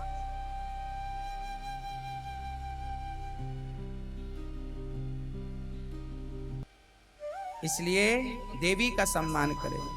गर्गः पुरोहितो राजन् यदूनां सुमहातपः व्रजं जगाम नन्दस्य वसुदेव प्रचोदितः। गर्गाचार्य जी आए और नामकरण संस्कार करने के लिए पहुंच गए। नंद बाबा ने उन्हें कहा, बाबा नामकरण कर दो, लाला पर बड़े संकट आ रहे हैं। गर्गाचार्य जी ने कहा, रावण कंस को पता चल जाएगा, क्योंकि हम तो वसुदेव जी के गुरु, इसलिए आप गौशाला में नामकरण करवा लो। गौशाला में विधिवत नामकरण संस्कार किया गया। शास्त्रों पद्धति से हम लोग भूलते जा रहे हैं। हाँ, शास्त्रों का आजकल कोई पठन पाठन करता नहीं है, शास्त्रों पद्धति से कोई काम। गर्गाचार्य जी ने नामकरण किया। अयम ही रोहिणी पुत्रो रमयन सुहृदयो आख्यायास्ते राम इति बलाधिक्यात् बलम विदुः। यशोदा, आपकी गोद में जो बालक है इसका नाम होगा राम, पर बल अधिक होने से लोग कहेंगे बलराम। और यशोदा, जो आपका बेटा है इनका नाम क्या होगा? जिनको सुनकर, जिनको देखकर लोगों का मन आकर्षित हो जाए इनकी तरफ, उन्हें कृष्ण कहते।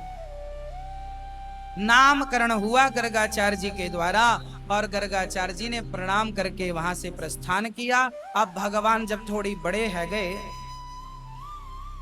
तब भगवान की लीलाएं चालू हो गई। कैसी लीलाएं? दिव्य लीलाएं चालू हो गई। माँ, सारी गोपियां शिकायत करती हैं, मैया वत्सान मुंचन क्वचित समय, हमारे छोटे छोटे बछड़ों को खोल देता है तेरा लाला। और कब खोलता है? आज समय में, जब गाय दोहने का समय नहीं होता तब खोलता है। बछड़े जाते हैं, सारा दूध पी लेते हैं। अच्छा, भगवान बछड़ों को खोलते हैं।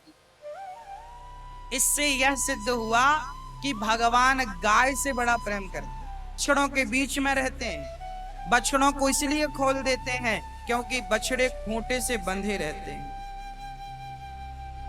बछड़े तो अपने आप को खूंटे से खोल नहीं सकते, उन्हें जब कोई खोलेगा तब वो खोलेंगे,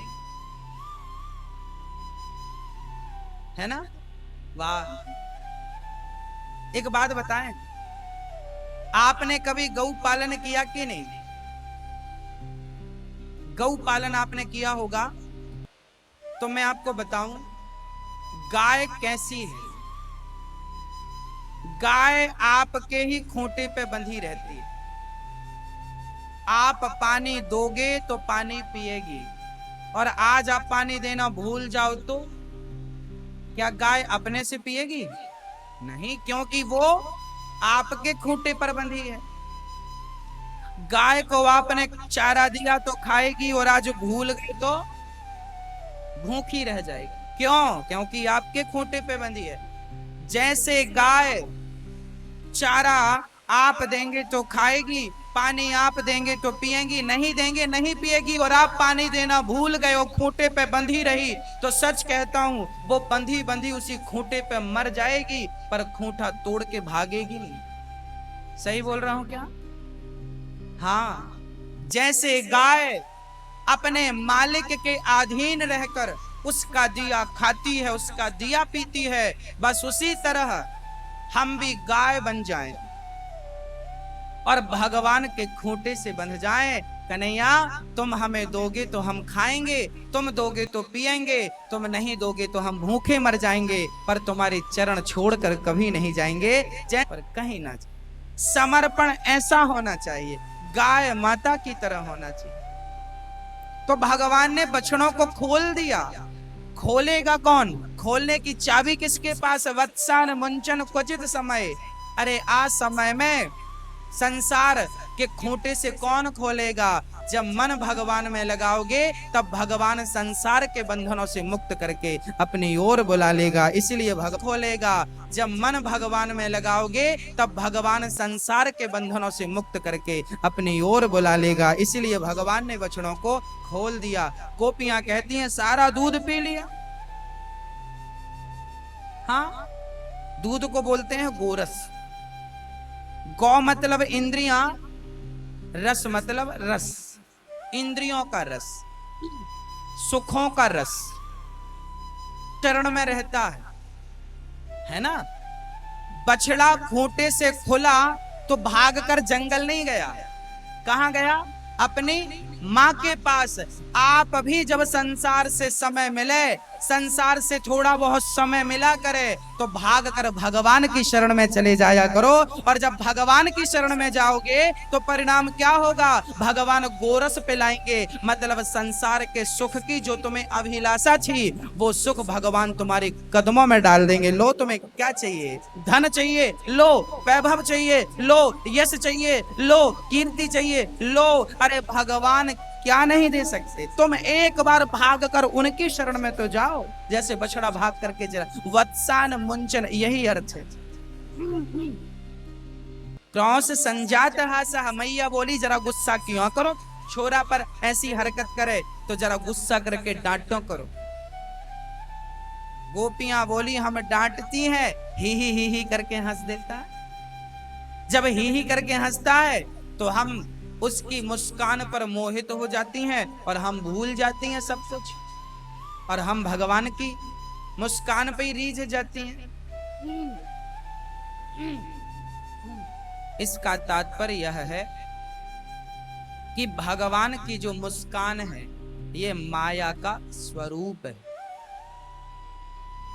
हाँ, भगवान भी यह कहते हैं कि तुम भी हर हाल में मुस्कुराया करो, प्रसन्न रहा करो, खुश रहा करो। अरे हम लोग ना बड़े दुखी रहते हैं। काम बिगड़ गया, दुखी। काम नहीं हुआ, दुखी। ये नहीं मिला, दुखी। पूरी जिंदगी हमारी दुख में दुख में दुख में गुजर जाती है। अच्छा मुझे ये बताओ, आपने आखिरी बार ठहाका लगा के कब हंसे थे? आखिरी बार आप ठहाका, जब इतना कि आंखों में आंसू और पेट दर्द करने लगे, बस बस मत कर, पेट दर्द। ये हंसी आती है ना, कई बार पेट दर्द करने लगता है, आंखों से आंसू आ जाते। ऐसी हंसी आपने आखिरी बार कब हंसे थे? मैया जी कब हंसे थे बताओ? मैया जी बोलो घी, बोलो घी, घी करो, दांत दिखाओ, घी। हाँ ठीक है, मंजन किया आपने। जब आपके जीवन में कोई कष्ट आए तो घी घी बोलते रहा करो। कोई भी है घी घी मन में, उसको घी सुनाई ना पड़े, ताकि उसको लगे स्माइल बने, घी घी घी घी घी घी घी। थोड़ा मुस्कुराना सीखो, थोड़ा हंसना सीखो। भगवान हंसते हैं। गोपियों का गुस्सा, गोपियां मारती, अभी तूने मटकी तोड़ दी, आज पकड़ के मारूंगी। जब गोपियां मारने दौड़ती है तो कन्हैया ही करके हंस देते हैं, तो उनके हाथ की लाठी छूट जाती है और उनके हृदय में करुणा, वात्सल्य, प्रेम भर जाता है और कन्हैया को प्यार करने लगते हैं। गुस्सा खत्म। आप पर कोई गुस्सा करे तो आप क्या करो? उसकी तरफ बस घी कह दो, मतलब उसको सुनाई ना पड़े, नहीं गौरव गुस्सा हो जाएगा। बस घी घी, स्माइल स्माइल, थोड़ा हंस दो। जब आप हंसेंगे तो उसका गुस्सा ठंडा पड़ जाएगा। हंसा करो। एक आदमी को 2 लाख का फायदा हो गया एक हफ्ते में। कितने का फायदा हुआ? 2 लाख। लोगों ने पूछा भाई खुशी है, फायदा हुआ तुम्हें 2 लाख का? उसने कहा काय की खुशी, पड़ोसी को 4 लाख का फायदा हुआ। लो, तो जिसे खुश नहीं होना उसे तो लाखों मिल जाए तो अभी वो रोएगा। एक आदमी का पांव टूट गया, हॉस्पिटल गया, बिस्तर पे पड़ा पड़ा मुस्कुरा रहा था, बड़ा खुश। डॉक्टर ने कहा पागल हो गया है क्या? पांव टूटा है तेरा, मुस्कुराता क्यों है? बोले एक्सीडेंट ऐसा हुआ था कि दोनों पांव टूट जाते, बिहारी जी की बड़ी कृपा की एक पांव तो सलामत रखा है, उसकी कृपा बनी है, धन्यवाद देने के लिए स्माइल लेके बैठा हूं। धन्यवाद। जिसे प्रसन्न रहना है वो हर हाल में प्रसन्न रहेगा, और जिसे दुखी रहना है वो, अब आपको निर्णय करना है कि आपको दुखमय जीवन गुजारना है या सुखमय जीवन गुजारना। सुख दुख आपकी विचारधारा से निकलते हैं, पैसों से ना सुख मिलता है ना पैसों से। चलिए, एक बार क्या हुआ, एक आदमी था, उन्होंने 50 लाख रुपए की गाड़ी खरीदी। गाड़ी खरीदी, गाड़ी पर बैठे चले, साहब हमने गाड़ी ली है, बड़ा सुख मिल रहा, वाह। सबको बैठो बैठो, आओ आओ, देखो देखो कैसी बढ़िया 50 लाख की गाड़ी। तो अभी उसी के बाजू में एक आदमी रहता था, बेचारा गरीब था। वो सोचता था कि मुझे थोड़े पैसे हो जाएं, 2-3 हजार, तो मैं एक साइकिल ले लूं। 50 लाख की गाड़ी जिसने खरीदी, उसे जितनी खुशी थी, दूसरे दिन उसने साइकिल खरीद ली। और साइकिल पर जब बैठा ना साहब, सच्ची बोल रहा हूं, ये 50 लाख की गाड़ी पर बैठ के जितना खुश हुआ, ये साइकिल पर बैठ के उतना ही खुश हुआ। अब बताओ, खुशी में कोई अंतर था? इसका तात्पर्य है, जो खुशी आपके भीतर आई वो पैसों से नहीं आई। वो खुशी कहां से आई? बोले आपके मन की इच्छाएं पूरी हो गई, आप संतुष्ट हो गए। आपके भीतर जो संतोष नाम की कोई चीज है, वो संतोष जब आ जाए तो मैं साइकिल पे भी खुश हो जाता हूं। और संतोष ना रहे तो मेरे पास करोड़ों की गाड़ियां हैं, फिर भी सुख नहीं है, क्योंकि संतोष जब आवे संतोष धन, सब धन धूरी समान, गौधन गजधन बाज धन और रतन धन खान। इसलिए सबसे बड़ी पूंजी है संतोष की। इसलिए कोशिश करिएगा कि आपको संतोष हो आपकी कमाई। जितना विधाता ने दे दिया रख लो, संतुष्ट हो जाओ। भगवान आप भी आज से हमेशा स्माइल अपने चेहरे पे रखेंगे। हमारी माताएं हमारे भाइयों को बोला, भैया जरा यहाँ आना, तो आप आने के पहले कंघी करते हैं, कंघी, मुंह पोंछ लेते हैं, पाउडर हो तो लगा लेते हैं। हमारी माताएं भी अपने पॉकेट पे ही रखी रहती हैं थोड़ा सा आईना, कब बिगड़ जाए शक्ल, कब देखना पड़ जाए। तो मेरी माँ और मेरे भैया जी दोनों जन सुनो, आप पाउडर ना लगाएंगे तो चलेगा, आप मेकअप ना करेंगे तो चलेगा, आप अपनी होठों पे मुस्कान तो रखिए। आपकी स्माइल से आप इतने सुंदर लगेंगे कि मेकअप करने की भी जरूरत नहीं पड़ेगी, चाहे वो स्त्री हो चाहे वो पुरुष हो। आप जब मुस्कुराते हैं ना, तो आपके चेहरे पर एक आभा अलग होती है। आपकी मुस्कान आपको कई गुना और सुंदर बना देती है। आपकी मुस्कान आपको कई गुना, और आपका मेकअप आपको इतना सुंदर नहीं बनाएगा, पर आपकी मुस्कान आपको कई गुना सुंदर बनाएगी। इसलिए हमें अपनी होठों पे क्या रखना चाहिए? मुस्कान। हर हाल में मुस्कुराओ। अरे बताओ, 84 लाख योनियों में क्या किसी और को भगवान ने मुस्कुराने का मौका दिया है? क्या कुत्ते को आपने मुस्कुराते देखा? क्या बकरी को मुस्कुराते देखा? हाथी को मुस्कुराते देखा? केवल आप और हम, ओनली 2 लोग, आप और हम, केवल 2 लोगों को भगवान ने मुस्कुराने का मौका दिया, स्त्री और पुरुष, बस। और किसी को मुस्कुराने का, यदि मानव का तन पाकर भी जी भर के हंसा नहीं, मुस्कुराया नहीं, तो मुझे लगता है तुम जितना गरीब कौन होगा। अरे तुम इतने गरीब हो कि तुम्हें मुस्कुराने का भी समय नहीं। अमीर कौन है? मुस्कुराता, सदा खुश रह। हमने करोड़ों रुपए क्यों कमाए ये बताओ? प्रसन्नता के लिए, खुशी के लिए कमाए। करोड़ों रुपए हमने खुशियों के लिए कमाए, और वो करोड़ों को पाकर भी खुशियां ना आई, तो उन करोड़ों का अर्थ क्या है ये बता दो, बोलो भाई। इसलिए हर हाल में हमें क्या करना है? मैया बोलो, मैया जी, ओ मैया, क्या करना है? मुस्कुराना है। मुस्कुरा के जिसे गम का जहर पीना आ गया, ये हकीकत है उसको इस जहां में जीना आ गया। जिंदगी में जिंदगी का राज पाना चाहिए, जिंदगी में जिंदगी को मुस्कुराना चाहिए, और जिंदगी में जिंदगी की शर्त पूरी ना हो तो जिंदगी को जिंदगी से रूठ जाना चाहिए, पर कभी भी मुस्कान जाना नहीं चाहिए। कभी सदा मुस्कुराओ, खुश रहो। गोपियां कहती हैं लाला ने बछड़ों को खोल दिया, हंस दिया और बंदरों को मक्खन खिला दिया। सारा मक्खन बंदरों को खिला दिया, मटकी का मक्खन निकाल के सारी मटकी फोड़ डाली। भांडम भिन्नति द्रव्यालाशतोकान। सारी गोपियां शिकायत कर रही हैं। मैया ने कहा लाला के जब तक रंगे हाथों पकड़ के ना लाओगी तब तक हम तुम सबन की बातन को भरोसो बिल्कुल ना करेंगे। भगवान की लीला बड़ी निराली है। हाँ, भगवान टेढ़े हैं और लीला भी टेढ़ी है। हाँ, तो भगवान टेढ़े हैं और लीला भी टेढ़ी, और माँ यशोदा भी टेढ़ी, और नंद बाबा भी टेढ़े,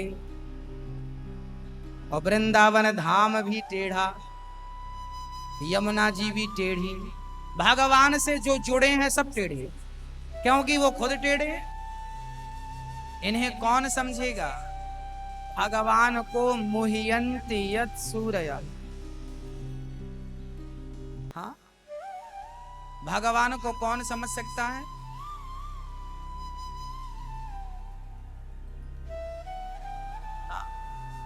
कौन समझ सकता है? सिवा भगवान के।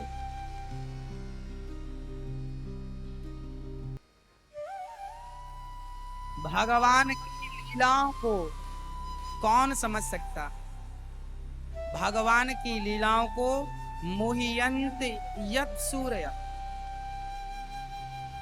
जिन भगवान की लीलाओं को बड़े बड़े यत् सूरी ना समझ सके, ब्रह्मा ना समझ सके, उन्हें भला हम।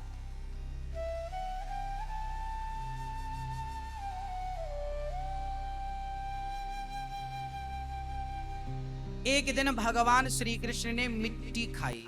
माँ यशोदा लाला को लेके गई, और जब भगवान को लेके भगवान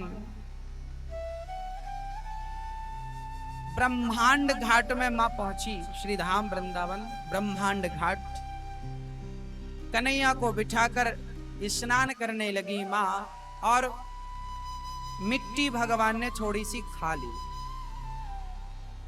जैसे ही भगवान ने मिट्टी खाई, आहा, मिट्टी खाते ही शिकायत कर दी गोपियों ने, मैया तेरे लाला ने माटी खाए लई,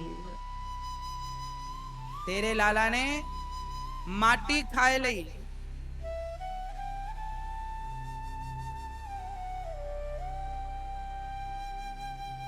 मैया दौड़ी दौड़ी गई, च्योरे लाला तेरे माटी खाई, दौड़ी गई, च्योरे लाला तेरे माटी खाई। कन्हैया ने कहा मैया मैंने मिट्टी ना खाई, तो फिर लाला ये सारी गोपियां और ब्रजवासी काय बोल रहे हैं तेने माटी खाई?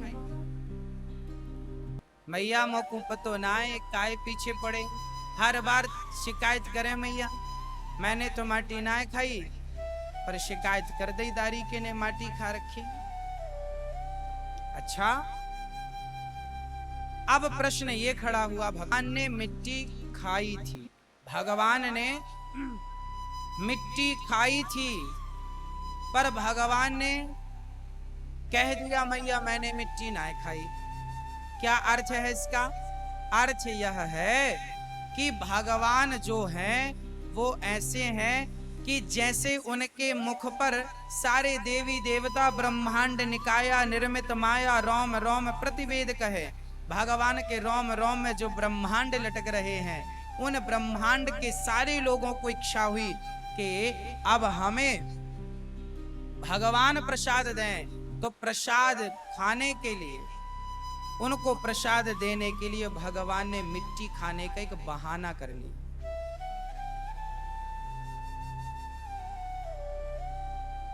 वो बहाना मात्र था और कुछ नहीं था। अच्छा, भगवान ने मिट्टी खाई, मैया बोला ना मिट्टी खाई ना, मुंह खोल आ। जैसे ही मुंह खोला, इतने से मुख में पूरा ब्रह्मांड, अतल वितल सुतल तलातल रसातल महातल भूर भुवः स्वः ब्रह्मलोक स्वर्गलोक महरलोक कौलोक सब कुछ दिखा दिया। कुछ नहीं बचा। सार नदियां, पहाड़, देवराज इंद्र का सिंहासन, सब कुछ दिखा। एक यशोदा भी अंदर दिखी, एक कृष्ण भी अंदर मुख पर दिखे। मैया घबराई, लाला मेरो मैया घबराई, लाला मेरो भगवान है कि छोरा है। अब थोड़ी देर बाद मैया हाथ जोड़ने लगी, तो भगवान ने सब कुछ भुला दिया। जो देखा कन्हैया ने वो सब भूल गए। अब प्रश्न ये खड़ा हुआ कि प्रभु जब सब भुलाना ही था तो फिर दिखाया क्यों? तब भगवान ने कहा, हमने माँ यशोदा को नहीं दिखाया, माँ यशोदा के माध्यम से हम सबको भगवान ये दिखाना चाहते हैं कि देखो, मैं लीलाएं भले साधारण कर रहा हूं, पर मुझे आप साधारण समझने की गलतियां ना करना।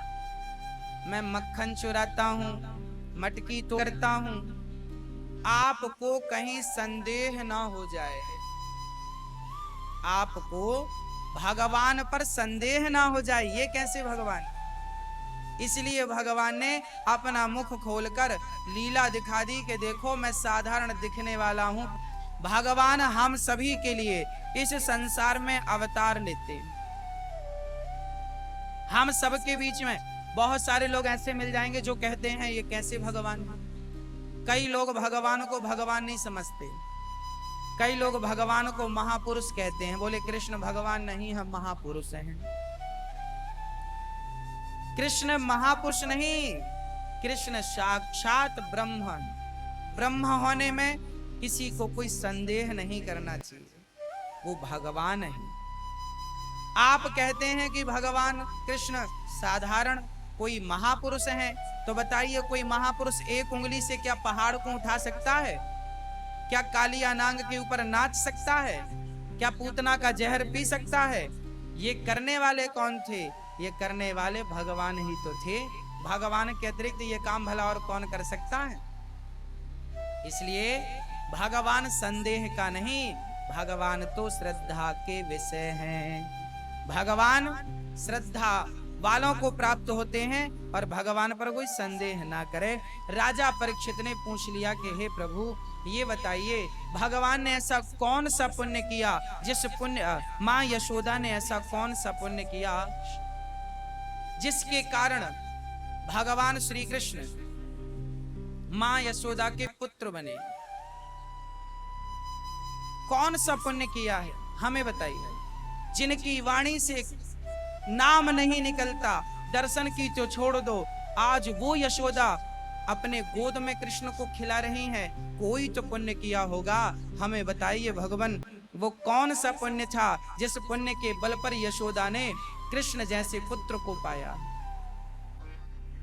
धरया सह भार्यात्, यशोदा का नाम था धरा, और वसु, एक वसु थे जिनका नाम द्रोण नाम के वसु, और धरा नाम की एक स्त्री। तो द्रोण और धरा, पिछले जन्म में मां यशोदा का नाम धरा था और श्री नंद बाबा का नाम द्रोण था। वसुओं में से एक वसु थे।